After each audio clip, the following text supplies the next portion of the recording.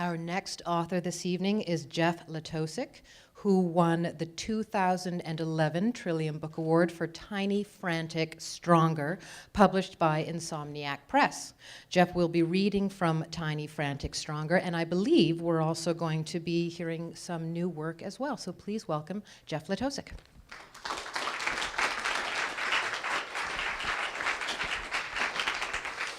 Thanks. Thanks everyone for coming. Thanks to the OMDC too. Can everyone hear me? Yeah? Okay.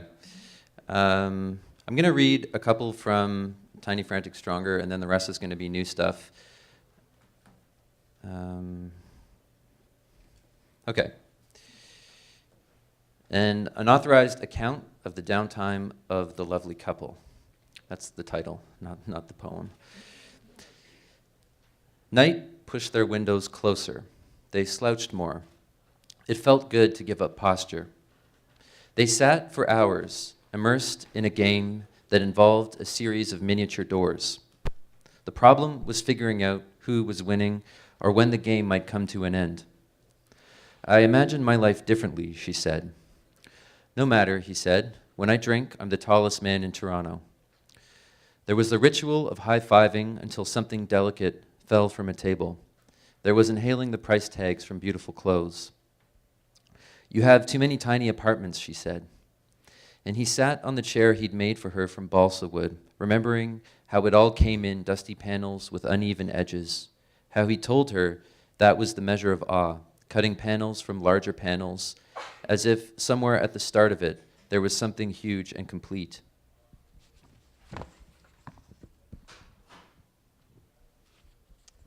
Okay, this one's called The Backwards Builders. The backwards builders take apart your house. They start at your porch, unzip the wood, leave the deck chairs shrugging their shoulders. Then they move closer, level the doors that let the private hunker down and hang its prints. The knob in the next room, a hallway flutters. You want to tell them stop, but a door closes in your mouth. They continue breaking hinge from hinge, beam from beam, the visible from what can't be seen by simply looking. Now they've pulled out the basement that was in the brick, and now they're breaking windows in a nucleus. The pieces drop away and divorce each other many times. Then the backwards builders yank the drawstrings on electrons, so they go spinning up like blinds. Something emerges, clouds, a scribble, the edge of a wing, tear gas, turn signal. Okay, so I'm going to read a few new ones. This first one is kind of, imagine it as a way of preempting it is they've found a guy in the snow. So he's not alive. They just kind of found him there, and they're taking him out and sort of checking him out. So it's called Man in Snow.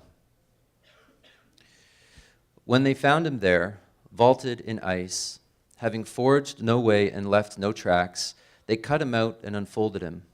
They snapped him from every conceivable angle. In his wallet were his name and address, and the other effects he was fastened to.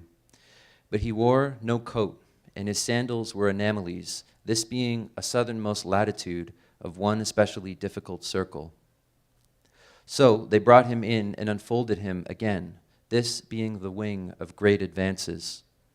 Samples were crushed and stirred into greens and blues. Tests came back in pinpointed ages.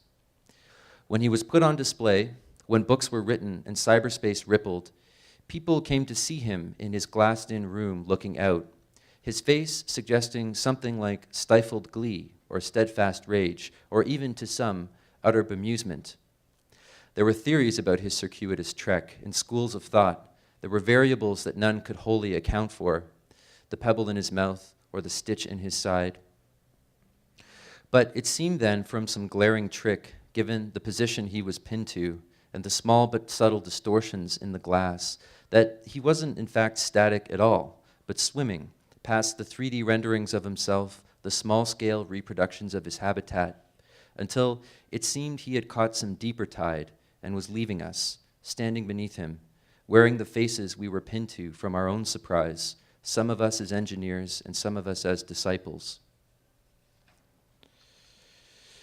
Okay, this next one, maybe not the best method of writing a poem, but one day I just opened up a Google search engine and typed interesting stuff. Um, and what came up was actually very interesting. And one of the things was this phenomenon of frogs and fish raining from the sky. And it's actually explained. There's sort of like a scientific account for it. And they're due to these clouds called sprouts, these sort of like water tornadoes. So I wrote this poem sort of after reading that stuff. So it's called In Lajamanu It Rains Fish. If seen from a distance, there are certain clouds that resemble ropes, as if the sky and sea were tethered. But whether it's land fastened to sky or the other way is hard to say. Long gone fleets would anchor and fire cannonballs through these sudden sea clouds, as if trying to wound them. The men can't be blamed. What they knew and needed to do were never very far from each other. Now, the proof. Sprouts begin as a dark disk on the water. They rise in miles, are known to throw whatever swims near them so high and far they land encased in blocks of ice, as if they'd been prepared by human hand. Think twice. Okay, this next one is it's about Foley artistry, and what that is, if you don't know, is it's the part of making a movie where the movie's been shot, and there's a certain kind of person who will come in after and record sounds to kind of increase the I guess the reality of the movie, or the verisimilitude of the movie. So it's not the music of the movie. That's the composer and everything. But the Foley artist, to give you an example, in action films, when you hear the punch, that's somebody on a microphone like cracking a celery stalk and sort of magnifying it. So I found this job very interesting. Maybe I should have done it, but I chose poetry. So this is called Foley artistry. It's a bit of a longer one. Oh, the other thing I should mention about this is it involves kind of an explanation of a film, and for a long time I kind of wanted to make write a script about a film where there's a production company filming Jaws 6 or something like that, like a Jaws movie, but the people who are filming the movie are getting attacked by real sharks. So I never did it. It's a little bit too Charlie Kaufman-esque, but it's sort of mentioned here. And so, okay, longest preamble I've ever had for a poem. Foley artistry. This is the sound I was trying to make. In the film, they're shooting a big budget prequel to Jaws, but the rubber shark heads are being eaten by a real life shark. The sound of the rubber pieces being chewed. Not easy, but I'd done harder and worse. Which makes me think. I knew a boy named Kevin when I was too young to know the difference between rubber and real, though rubber is real. And Kevin knew a place to hide in the valley so good that no one ever found him, though he kept appearing, startling people in their sliding doors. He was locked in the glass, as if he'd done something so sinister his punishment needed flair to amuse the ones who'd been wronged. Once, though, someone snapped a photo and swore it was Kevin there watching. We all knew it was bunk. The person knew too. But then we started talking about it. Do you remember that time I stuck a pin in his waterbed for no reason really? Or the time he got dressed up as his mother but not in her clothes? We retrieved the old albums, unpacked the tape boxes, found the one botched life-size drawing he'd done of himself, and completed it together as a neighborhood, a district, a city, practically a nation at this point, and then a sort of galaxy expanding outward at a speed so great when Kevin walked out of the picture with a boom, it almost wasn't a surprise, so fast we were moving. But Kevin was back, and he shook our hands, revealed the crevice he'd made in the dirt, and told everyone sorry for pulling this stunt. And then he lived his long life. He married, had children, difficult years, divorced, rebuilt, and doubled back to the start again on this slight tilt. In the film, they don't need to add any sounds to the mix because the shark that swims in and chews up all our likenesses is already perfectly captured. Okay, I'll just read one more. It's It's called Hobermans Sphere, and that's a kind of toy. It's like referred to as the modern slinky. Maybe you've heard of it.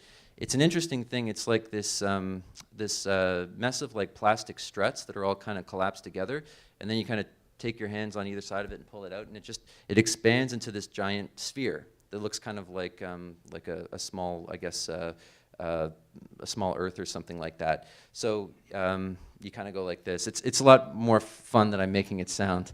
You kind of have to have it, I guess, in your hands.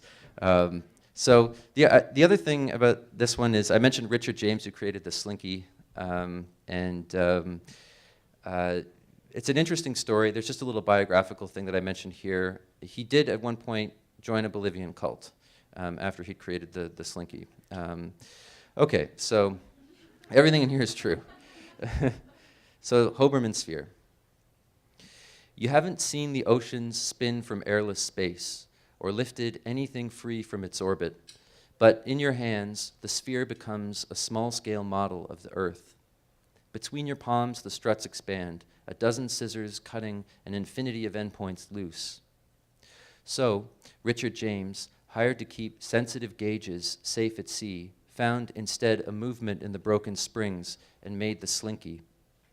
The Slinky sold impressively, but James, now famous, left his family for a Bolivian cult. Oh, if I could gather the very struts, the silvery beams, and stretch them out to a point so wide, you'd think you could walk right through it and away from your natural life. Thanks.